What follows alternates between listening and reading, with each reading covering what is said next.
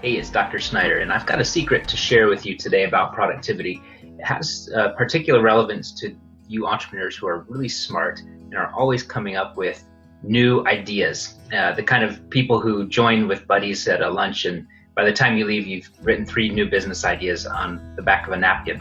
So the problem with that, of course, is that it causes you to start, well, let me just draw it here, show you a quick illustration of what I'm talking about.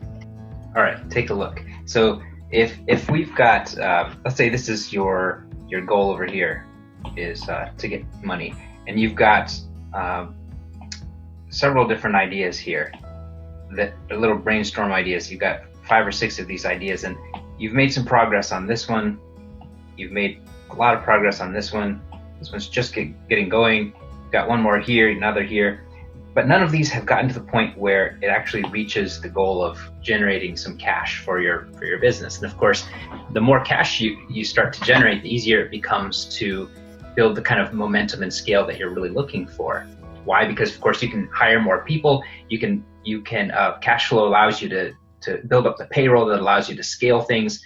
Not to mention purchasing, advertising, all kinds of things you can do once you actually hit that end goal of producing real money from your ideas, right?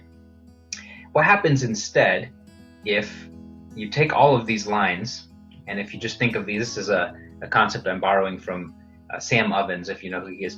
If we took each of these lines and we added them up into just one line, if these represent your time and your energy, and we added them all up, what happens is if our goal is to just take one idea, we add all those lines up, we've far exceeded. I mean, we're going to quickly get to the place where now we've generated lots of money, right? And this is the green dollar sign that you're going for. And so there's a benefit to focusing on just one thing at a time until it generates revenue. Then you can use that revenue, that buys you the time to pursue all your other great ideas, right? So all of these other ideas eventually become revenue generators too.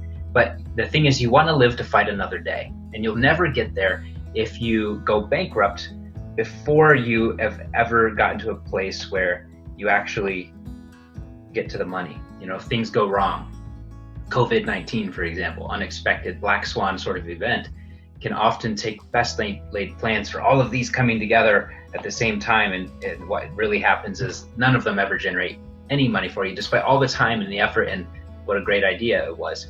So the concept I want to share with you today is simple, and I can just summarize it with this just one key phrase. The phrase is one goal to money. What does it mean?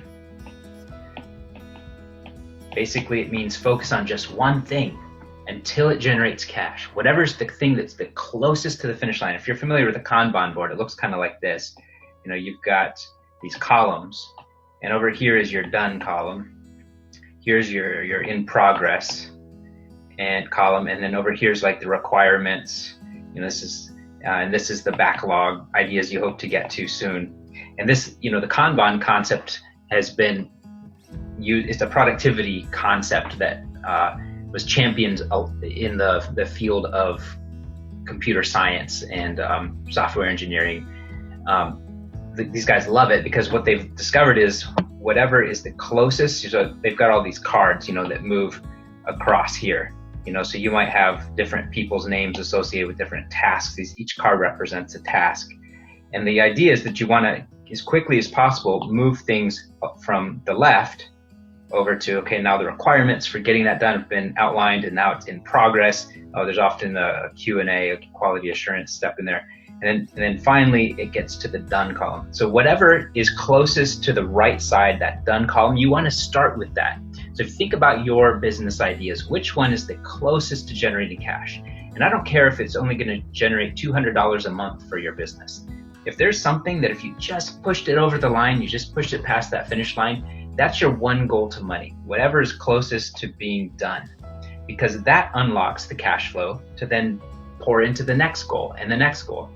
So this is a secret of execution that I've learned from talking with lots of entrepreneurs as a productivity coach. One of the things I've noticed is that the smartest entrepreneurs that I work with have tons of ideas, but the most effective entrepreneurs, those who are able to generate a lot of cash because of their genius, are not only generating lots of ideas, they're also focusing on just one at a time until it actually generates real cash. So one goal to money doesn't necessarily have to mean that it's generating cash. It could also mean that you've finished a significant chunk. You've built a system for your own internal processes, for example, that allows you to give more value to your customers.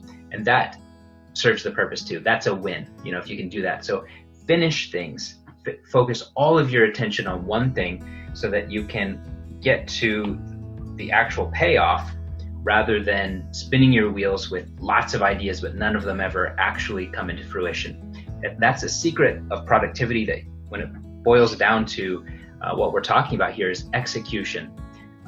This is a secret to executing on ideas and bringing them to the market, because the market only values ideas that are finished. It doesn't care how many ideas you have waiting in the wings. So here's your challenge this week. If you already know your one goal to money, then go after it. Make sure your team knows that. Make sure that you've disseminated that information to your team, and make sure that it's in front of you every day as you start your work, so that that's that clear goal that you're driving toward.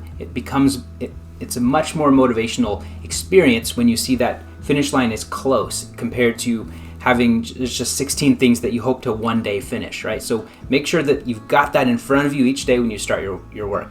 Now your challenge this week is that if you don't have that, go ahead and do a brain dump of all of the various competing priorities, the things you could wrap up soon, the things you'd like to work on long term. Put them all on a piece of paper or some sort of online place where you can drag and drop, and then sort them, drag and drop until you're confident that, this is the top one. This one's the closest to being finished and to actually increasing our efficiency at being able to deliver value to our clients or customers, or this is the one that's closest to actually bringing in increased revenue to the company if we can just bring it to a point of completion.